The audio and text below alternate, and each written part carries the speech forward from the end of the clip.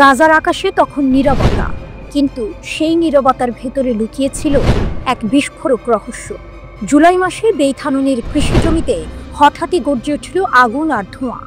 মুহূর্তের মধ্যে মাটিতে লুটিয়ে পড়ল ইসরায়েলি সেনারা। ক্যামেরায় ধরা পড়ল সেই দৃশ্য, পয়েন্ট ব্ল্যাঙ্ক আক্রমণে 5 আইডিএফ সৈন্য নিহত। মাসের সামরিক শাখা আল কাসাম ব্রিগেডের পরিকল্পনা ছিল সূক্ষ্ম। প্রথমে কিছু গুলির শব্দ, মনে হলো হয়তো সামান্য হামলা, কিন্তু আসল খেলা ছিল অন্যত্র। ইসরায়েলি সৈন্যরা ছুটে গেল গোলাগুলির উৎসের দিকে। তারা বুঝতেই পারল না এটাই আসলে ছিল অ্যাম্বুশ জোন। সেই মুহূর্তেই বিস্ফোরক ফেটে গেল তাদের পায়ের নিচে। ভিডিও ফুটেজে দেখা যায় একসাথে কয়েকজন সৈন্য মাটিতে ছিটকে পড়ছে। আলোকরেখা, আগুন আর মৃত্যুর আর্তনাদ সবই ধরা পড়েছে ক্যামেরায়। প্রথম বিস্ফোরণের পর শুরু হলো আল কাসামের আসল আক্রমণ। কাছ থেকে গুলি, মর্টারের শব্দ, চারপাশ ঘিরে ধোঁয়া। আইডিএফ সৈন্যরা একে অপরকে ডাকছিল, কিন্তু কেউই বেরোতে পারছিল না। সেই কৃষি জমি তখন রূপ নিল এক মৃত্যুপুরীতে। আইডিএফ পরে নিশ্চিত করেছে 5 সৈন্য নিহত এবং বহু আহত হয়েছে। ইসরায়েলি সংবাদ মাধ্যম এটিকে 7 অক্টোবরের পর সবচেয়ে জটিল আক্রমণগুলোর একটি বলে স্বীকার হয়েছে। আল কাসামের শক্তির প্রদর্শন এখানেই শেষ নয়। 21 আগস্ট আল কাসাম ব্রিগেড তাদের সবচেয়ে বড় অভিযানের বিবরণ প্রকাশ করল। যোদ্ধারা ঝাঁপিয়ে পড়েছিল একাধিক আইডিএফ সাইটে। লক্ষ্যবস্তু ছিল শক্তিশালী মেরকাভা 4 ট্যাঙ্ক। ঘর থেকে ঘর লড়াইয়ে একাধিক ইসরায়েলি সৈন্য নিহত হয়েছে বলে দাবি করেছে আল কাসাম। এই বার্তা ছিল স্পষ্ট, আমরা শুধু লুকিয়ে আঘাত করি না, সরাসরি মোকাবিলায়ও জয়ী হই। যেখানে আল কাসাম তাদের সাফল্য উদযাপন করছে, ঠিক তখনই ইসরায়েলি সামরিক বাহিনী নাসির হাসপাতালে হামলার জন্য দায় চাপাতে চাইল হামাসের উপর। দাবি করল তারা নাকি একটি হামাস ক্যামেরা ধ্বংস করেছে, কিন্তু সেই দাবির পক্ষে কোনো প্রমাণ দেখাতে পারেনি আন্তর্জাতিক মহলে। তাই আরও প্রশ্ন জাগল, তাহলে দোষী কে? একটি ভিডিও, কয়েকটি সেকেন্ড, কিন্তু সেই ফুটেজ বদলে দিল যুদ্ধের চেহারা। বেইথানুনে আল কাসামের আক্রমণ দেখিয়ে দিল গাজার মাটিতে প্রতিটি ইঞ্চি এখন এক একটি ফাঁদ, প্রতিটি ছায়া এক একটি ঝড়। ভোরের আলোয় যখন সাধারণ মানুষ ঘুম থেকে উঠছে, তখনই আল কাসামের যোদ্ধারা জানিয়ে দিচ্ছে, আমরা আছি, আমরা লড়ি, আমরা আঘাত করি এমনভাবে যাতে শত্রু বুঝতেই পারে না কোথা থেকে মৃত্যু আসছে। গাজার ভেতরে এই লড়াই শুধু একটি অভিযান নয়, এটি প্রতিরোধের শক্তির প্রমাণ। আর সেই প্রমাণ এখন ক্যামেরায় বন্দী।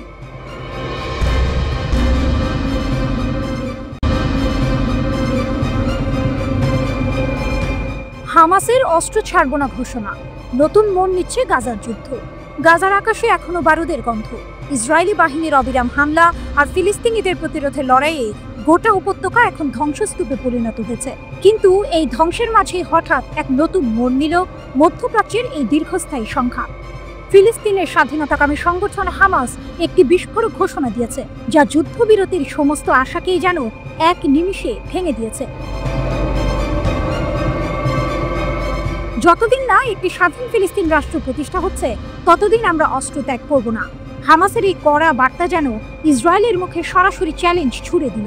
কারণ চলমান যুদ্ধ শেষ করতে ইসরায়েলের প্রধান শর্তগুলোর মধ্যে একটি হলো হামাসের নিরস্ত্রীকরণ।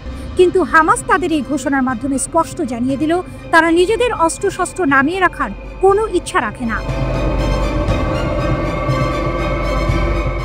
এই ঘোষণা এমন এক সময় এলো যখন কাতারের দোহায় ইসরায়েল এবং হামাসের মধ্যে এক পরোক্ষ যুদ্ধবিরতি আলোচনা ভেস্তে গেছে। 60 দিনের যুদ্ধবিরতি এবং জিম্মিদের মুক্তির জন্য একটি চুক্তি হওয়ার কথা ছিল, কিন্তু সেই আলোচনা কোনো সমাধানে পৌঁছাতে পারেনি। মধ্যস্থতাকারী দেশগুলো যেমন কাতার ও মিশর, ফ্রান্স ও সৌদি আরবের একটি যৌথ ঘোষণাকে সমর্থন করেছিল, যেখানে বলা হয়েছিল যে হামাসকে তাদের অস্ত্র পশ্চিমা সমর্থিত ফিলিস্তিনি কর্তৃপক্ষের হাতে তুলে দিতে হবে। কিন্তু হামাসের সাম্প্রতিক বিবৃতি সেই সমস্ত প্রচেষ্টাকেই যেন নস্যাৎ করে দিল। হামাসের এই অবস্থানকে অনেক বিশ্লেষক বলছেন এটি তাদের নিজস্ব অস্তিত্ব রক্ষার লড়াই। 2007 সাল থেকে গাজা উপত্যকা নিয়ন্ত্রণ করে আসছে হামাস। চলমান যুদ্ধে ইসরায়েলের ব্যাপক হামলায় সামরিকভাবে তারা ক্ষতিগ্রস্ত হলেও তাদের প্রতিরোধ ক্ষমতা এখনো অক্ষুণ্ণ। হামাস মনে করে তাদের সশস্ত্র প্রতিরোধী ফিলিস্তিনি জনগণের শেষ ভরসা এবং ইসরায়েলের আগ্রাসন থেকে নিজেদের রক্ষা করার একমাত্র উপায়। তারা তাদের বিবৃতিতে বলেছে, জেরুজালেমকে রাজধানী করে একটি স্বাধীন, পুরোপুরি সার্বভৌম ফিলিস্তিন রাষ্ট্র প্রতিষ্ঠিত না হওয়া পর্যন্ত সশস্ত্র প্রতিরোধের অধিকার ত্যাগ করা হবে না। অন্যদিকে ইসরায়েলের প্রধানমন্ত্রী বেনিয়ামিন নেতানিয়াহু এই পরিস্থিতির জন্য হামাসকেই দায়ী করেছেন। তিনি বারবার বলেছেন, কোনো ভবিষ্যৎ স্বাধীন ফিলিস্তিনি রাষ্ট্র ইসরায়েলকে ধ্বংস করার একটি প্ল্যাটফর্ম হতে পারে। তাই ফিলিস্তিনি অঞ্চলগুলোর নিরাপত্তা নিয়ন্ত্রণ ইসরায়েলের হাতেই থাকতে হবে। তার মতে, হামাসকে নিরস্ত্র করা ছাড়া এই যুদ্ধ শেষ করার কোনো উপায় নেই। এই টানাপোড়েনের মধ্যে বিশ্ব জুড়ে এক নতুন রাজনৈতিক প্রেক্ষাপট তৈরি হয়েছে। গাজায় ইসরায়েলের হামলার ভয়াবহতা দেখে ফ্রান্স, যুক্তরাজ্য এবং কানাডার মতো দেশগুলো ফিলিস্তিন রাষ্ট্রকে স্বীকৃতি দেওয়ার কথা ভাবছে। নেতানিয়াহু এই পদক্ষেপের সমালোচনা করে বলেছেন, এটি হামাসের কাজের জন্য এক প্রকার পুরস্কার হবে। এই সংঘাতের শুরু হয়েছিল 2023 সালের 7 অক্টোবর। সেদিন হামাসের নেতৃত্বে এক নজিরবিহীন হামলায় প্রায় 1200 ইসরায়েলি নিহত হয় এবং 251 জনকে জিম্মি করা হয়। এর জবাবে ইসরায়েল গাজায় ভয়াবহ হামলা শুরু করে, যা এখন 22 মাস ধরে চলছে। এই হামলায় 60,000-এরও বেশি ফিলিস্তিনি নিহত হয়েছে এবং গাজা এখন এক ধ্বংসস্তূপে পরিণত হয়েছে। দুই পক্ষের সর্বশেষ আলোচনা ভেস্তে যাওয়ার পর তারা একে অপরের ওপর দোষারোপ করছে।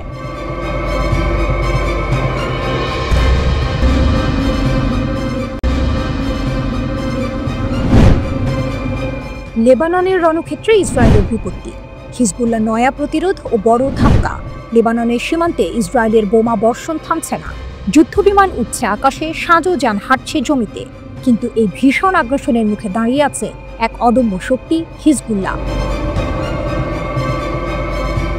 ইসরায়েলি সেনারা বারবার হামলা চালালেও হিজবুল্লাহর প্রতিরোধ গড়ে উঠেছে আরও শক্তিশালী। শত্রুর প্রতিটি আগ্রাসন যেন তাদের শক্তির জ্বালা আরও বাড়িয়ে দেয়। লেবাননের ছোট ছোট গ্রামগুলো বোমার আগুনে পুড়ে ছাই হয়ে গেলেও হিজবুল্লাহর মনোবল অটুট থেকে গেছে। তবে এই লড়াই এবার নতুন এক মোড় নিচ্ছে। এক অসাধারণ ঘটনা ইসরায়েলিদের মধ্যে আতঙ্ক ছড়িয়ে দিয়েছে। দক্ষিণ লেবাননে ইসরায়েলি বাহিনীর একটি স্বয়ংক্রিয় সামরিক যান অভিযান চলাকালে চুরি হয়ে গেছে। এটি শুধু সামরিক যান নয়, এতে ছিল মেশিন গান ও অন্যান্য মারাত্মক অস্ত্র। প্রথমে মনে হয়েছিল জাতিসংঘের কেউ নিয়ে গেছে, কিন্তু পরে তদন্তে জানা যায় এটা সম্ভব নয়। আসল সত্য হলো হিজবুল্লাহ যোদ্ধারা এই যানটি জব্দ করেছে।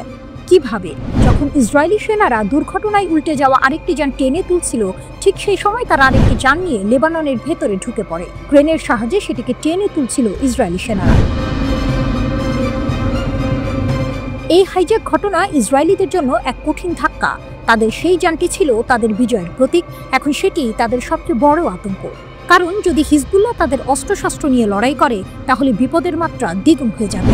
এই সামরিক যান শুধু যান নয়, এটা এক বিপ্লবের প্রতীক। এটি হারিয়ে যাওয়া মানে শুধু অস্ত্র হারানো নয়, হিজবুল্লাহর হাতে এখন এক নতুন শক্তি এসেছে। ইসরায়েলি সামরিক কর্মকর্তারা এখন উদ্বিগ্ন, কারণ এই যান ও তার অস্ত্র সম্ভার হিজবুল্লাহর হাতে গেলে লেবাননের মাঠে যুদ্ধের চিত্র একেবারে বদলে যেতে পারে। সশস্ত্র গোষ্ঠী হিজবুল্লাহকে নিরস্ত্র করার লক্ষ্যে সময়সীমা বেঁধে দিয়েছে লেবানন সরকার। চলতি বছরের মধ্যেই হিজবুল্লাহকে সব অস্ত্র সরকারের কাছে জমা দিয়ে সময়সীমা নির্ধারণ করা হয়েছে। সশস্ত্র এই গোষ্ঠীটি নিরস্ত্র হওয়ার পরিকল্পনা কোনোভাবেই পছন্দ নয় এবং তারা এটি এমনভাবে সামাল দিতে চায় যেন এমন পরিকল্পনার কোনো অস্তিত্ব নেই। এক বিবৃতিতে হিজবুল্লাহ জানিয়েছে, লেবাননের প্রধানমন্ত্রী নওয়াফ সালামের অস্ত্র কেড়ে নেওয়ার সিদ্ধান্ত বড় ধরনের অন্যায়। এমন পরিকল্পনা পুরোপুরি ইসরায়েলের স্বার্থকে বাস্তবায়ন ছাড়া আর কিছুই নয়। সরকারের এমন সিদ্ধান্ত সরাসরি প্রত্যাখ্যান করলেও হিজবুল্লাহ শক্তি প্রয়োগ করে প্রতিক্রিয়া জানায়নি। তাদের প্রয়াত নেতা হাসান নাসরুল্লাহর নেতৃত্বের সময় বলা হয়েছিল, তাদের অস্ত্রের বিরুদ্ধে কোনো পদক্ষেপ নেওয়া হলে তা গৃহযুদ্ধ ডেকে আনতে পারে। হিজবুল্লাহর প্রতি সমর্থন জানিয়ে ইরান বলেছে, তারা এই সংগঠনের সিদ্ধান্ত গ্রহণ ও নীতির বিষয়ে ভূমিকা রাখে না। ইরানের পররাষ্ট্রমন্ত্রী আব্বাস আরাকচি বলেন, হিজবুল্লাহকে নিরস্ত্র করার প্রচেষ্টা সফল হবে না। আরাকচি বলেন, হিজবুল্লাহর অস্ত্র কেড়ে নেওয়ার চেষ্টা এবারই প্রথম নয়। এটা স্পষ্ট যে শক্তিশালী এই সংগঠনটি তাদের সক্ষমতার প্রমাণ দিয়েছে।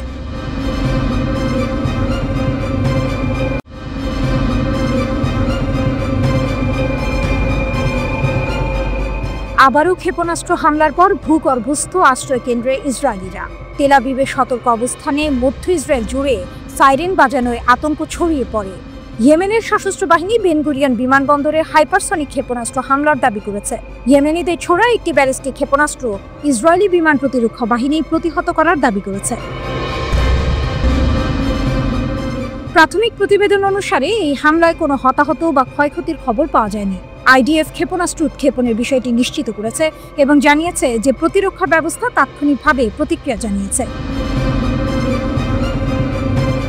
ইসরায়েলের লক্ষ্যবস্তুতে আঘাত করার আগেই ক্ষেপণাস্ত্রটি প্রতিহত করা হয়েছে। ইয়েমেনের সশস্ত্র বাহিনী দায় স্বীকার করে জানিয়েছে যে তারা বেন গুরিয়ন বিমানবন্দরকে লক্ষ্য করে হামলা চালিয়েছে। ইয়েমেন থেকে 48 ঘন্টারও কম সময়ের মধ্যে এটি ছিল ইসরায়েলের ওপর দ্বিতীয় এই ধরনের আক্রমণ। মার্চ থেকে মোট 67টি ক্ষেপণাস্ত্র এবং 17টি ড্রোন নিক্ষেপ করেছে ইয়েমেনের সশস্ত্র বাহিনী। এই প্রজেক্টাইলগুলির মধ্যে কিছু ইসরায়েলি আকাশসীমায় পৌঁছানোর আগেই বিধ্বস্ত হয়েছে। ইসরায়েল সম্প্রতি ইয়েমেনের হোদেইদা বন্দরে হামলা চালায়। 2023 সালের অক্টোবরের পর থেকে যুদ্ধ তীব্র হওয়ার পর থেকে 13তম বারের মতো ইসরায়েল ইয়েমেনে হামলা চালালো। ইয়েমেনের সশস্ত্র বাহিনী জানিয়েছে গাজা যুদ্ধ শেষ না হওয়া পর্যন্ত তারা ইসরায়েলের উপর তাদের আক্রমণ বন্ধ করবে না। ইয়েমেনের ইরান সমর্থিত ইয়েমেনি সশস্ত্র বাহিনী 2023 সালের অক্টোবরের পর থেকে ইসরায়েলের বিরুদ্ধে বারবার ক্ষেপণাস্ত্র এবং ড্রোন হামলা চালিয়ে আসছে। তারা ফিলিস্তিনিদের সঙ্গে সংহতি প্রকাশ করে কাজ করছে বলে দাবি করে। ইয়েমেনিরা মার্চ মাসে শেষ হওয়া গাজায় 2 মাসের যুদ্ধবিরতির সময় তাদের হামলা স্থগিত করেছিল, কিন্তু ইসরায়েল যুদ্ধবিরতি ভঙ্গ করার পর আবার হামলা শুরু করে। সম্প্রতি ইসরায়েলকে উদ্দেশ্য করে বড় হুমকি দিয়েছে ইয়েমেনের সশস্ত্র প্রতিরোধ গোষ্ঠী। সামরিক অভিযানের 4র্থ ধাপে প্রবেশের ঘোষণা দিয়ে গোষ্ঠীটির মুখপাত্র জানিয়েছেন, ইসরায়েলের সঙ্গে বাণিজ্য করে কিংবা তাদের বন্দর ব্যবহার করলে যে কোনো দেশের যে কোনো জাহাজ হবে তাদের বৈধ লক্ষ্য।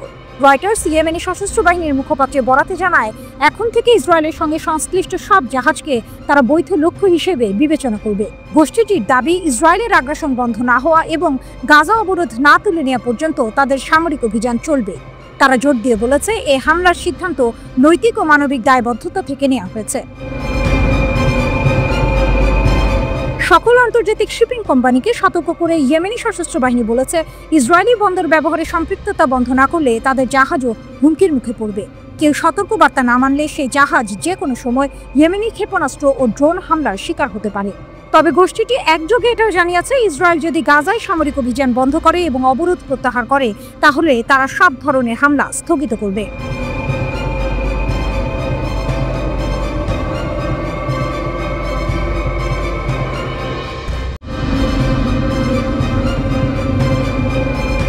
ইরান অদম্য এক জাতির অবিশ্বাস্য উত্থান। জানজান শহরের মঞ্চে দাঁড়িয়ে ইরানের রাষ্ট্রপতি মাসুদ পেজেশকিয়ান যখন বজ্রকণ্ঠে ঘোষণা করলেন, কোনো শক্তি ঐক্যবদ্ধ ইরানকে নতজানু করতে পারবে না, তখন যেন গোটা ইরানের আকাশ বাতাস এক নতুন আশার বার্তার অনুরণনে ভরে উঠল। এ শুধু কথার কথা নয়, এ হলো এক জাতির অদম্য স্পৃহা আর ইস্পাত কঠিন সংকল্পের প্রতিধ্বনি, যা সাম্প্রতিক এক শ্বাসরুদ্ধকর যুদ্ধের পর আরও একবার প্রমাণিত হলো। কে ভেবেছিল যে দেশটার উপর ইসরায়েল আর আমেরিকার যৌথ আগ্রাসন নেমে এসেছিল, সেই দেশই এত দ্রুত নিজেদের শক্তি ও সক্ষমতার এমন এক নজির স্থাপন করবে যা বিশ্বকে তাক লাগিয়ে দেবে।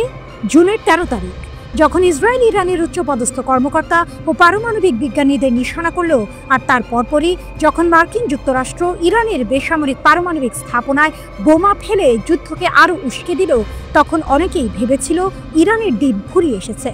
কিন্তু তারা জানতো না, এক নতুন গল্পের সূচনা মাত্র। এ যেন এক হলিউডের থ্রিলারের চিত্রনাট্য। একদিকে অত্যাধুনিক আয়রন ডোম আর বিপুল সামরিক সরঞ্জাম নিয়ে সজ্জিত ইসরায়েল ও পরাশক্তি আমেরিকা, অন্যদিকে কঠোর নিষেধাজ্ঞায় জর্জরিত ইরান, যাদের একমাত্র শক্তি তাদের ঐক্য, জ্ঞান আর বিশ্বাস। কিন্তু এই বিশ্বাসই তাদের সবচেয়ে বড় অস্ত্র হয়ে উঠল যখন আগ্রাসন শুরু হলো। ইরানি জনগণ, পুলিশ, নিরাপত্তা বাহিনী এবং বিশেষ করে ক্ষেপণাস্ত্র বিজ্ঞানীরা যে সম্মানজনক ও শক্তিশালী প্রতিরোধ গড়ে তুললেন, তা ছিল সত্যিই প্রশংসার যোগ্য। রাষ্ট্রপতি পেজেশকিয়ান গর্বের সাথে স্মরণ করলেন সেই 12 দিনের যুদ্ধের কথা, যখন ইরানি সশস্ত্র বাহিনী, বিশেষ করে সেনাবাহিনী এবং ইসলামী বিপ্লবী গার্ড কর্পস IRGC তাদের সমস্ত শক্তি দিয়ে শত্রুদের মোকাবিলা করেছিল।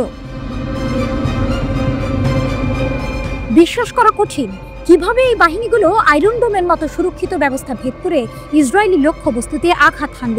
শুধু তাই নয়, পশ্চিম এশিয়ার সবচেয়ে বড় মার্কিন সামরিক ঘাঁটি কাতারের আল উদেইদ বিমান ঘাঁটিতেও নির্ভুলভাবে হামলা চালালো তারা। এ যেন ডেভিডের গলিয়াতকে হারানোর এক আধুনিক উপাখ্যান। শত্রুদের সমস্ত হুমকি ও চাপকে তুচ্ছ করে ইরানি জাতীয় সশস্ত্র বাহিনী শুধু জাতীয় সার্বভৌমত্ব রক্ষা করেনি, তারা দেখিয়ে দিয়েছে যে দৃঢ় সংকল্পের কাছে কোনো বাধাই বড় নয়। যুদ্ধের মোড় ঘুরতে শুরু করল 24শে জুন। ইসরায়েলি সরকার ও মার্কিন যুক্তরাষ্ট্র ইরানের এই অপ্রত্যাশিত ও শক্তিশালী পাল্টা হামলায় এতটাই হতভম্ব হয়ে গিয়েছিল যে তাদের পক্ষে আর যুদ্ধ চালিয়ে যাওয়া সম্ভব হয়নি। তেল আবিব যুদ্ধবিরতি চাইতে বাধ্য হলো। এ যেন এক অবিশ্বাস্য টুইস্ট। যে দেশগুলো ইরানকে নতজানু করতে চেয়েছিল তারাই শেষ পর্যন্ত নিজেদের গুটিয়ে নিতে বাধ্য হলো। ইসলামী বিপ্লবী নেতা আয়াতুল্লাহ সাইয়েদ আলী খামেনি ঠিকই বলেছিলেন, এই 12 দিনের যুদ্ধ ইরানি জাতির শক্তি ও দৃঢ়তা প্রকাশ করেছে। বিশ্ব দেখেছে ইসলামী প্রজাতন্ত্রের ভিত্তির অতুলনীয় দৃঢ়তা। এই যুদ্ধ ছিল ইরানের জন্য তাদের ইচ্ছা শক্তি এবং সক্ষমতা প্রদর্শনের এক মোক্ষম সুযোগ। পেজেশকিয়ানের কথাগুলো তাই শুধু স্লোগান নয়, এ হলো এক ঐতিহাসিক সত্যের প্রতিধ্বনি। যতক্ষণ পর্যন্ত ইরানি জনগণ তাদের ঐক্য ও সংহতি বজায় রাখবে, ততক্ষণ পর্যন্ত কোনো বাধা তাদের অগ্রগতিকে বাধাগ্রস্ত করতে পারবে না। এই যুদ্ধ ইরানকে বিশ্বের দরবারে এক নতুন পরাশক্তি হিসেবে তুলে ধরেছে, যারা নিজেদের আত্মমর্যাদা ও সার্বভৌমত্বের জন্য যে কোনো মূল্যে লড়তে প্রস্তুত। অদূর ভবিষ্যতে ইরান কি আরও বড় কোনো চমক নিয়ে আসছে?